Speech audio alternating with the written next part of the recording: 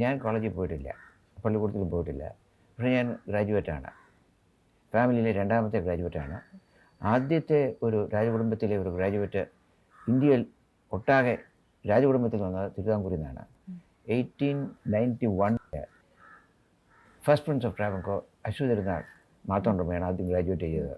മാസ്റ്റർമാർ മാറിക്കൊണ്ടിരിക്കും, ഞാൻ കോൺസ്റ്റൻ്റ് ആയിരിക്കും. അപ്പോൾ മലയാളം, സംസ്കൃതം, ഹിന്ദി, പിന്നെ ഇംഗ്ലീഷൊക്കെ പഠിച്ചിട്ടുണ്ട്. അപ്പോൾ മാസ്റ്റർമാർ വരും, അവരെ 1 മണിക്കൂർ പഠിപ്പിക്കും.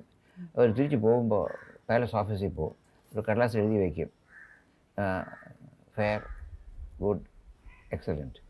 അപ്പോൾ ഈ ചിറ്റ് 11 മണിക്ക് ഹൈനസിൻ്റെ മേശപ്പുറത്ത് പോകും. അപ്പോൾ ഡെയിലി എക്സാമിനേഷനാണ്. ഒരു ദിവസവും നമുക്ക് റിപ്പോർട്ട് പോയിക്കൊണ്ടിരിക്കും. അത് വാക്കിന് പോലും ശ്രദ്ധ ഉണ്ടായിരുന്നു. സ്ലാങ് ഉപയോഗിക്കാൻ പാടില്ല. ഇപ്പോൾ എല്ലാവരും പറയുന്നത് എന്ന് വെച്ചാൽ this is all right, okay എന്ന് പറയും. അത് പറയാൻ പാടില്ല എന്നത്. അത് അമേരിക്കനിസമാണ്.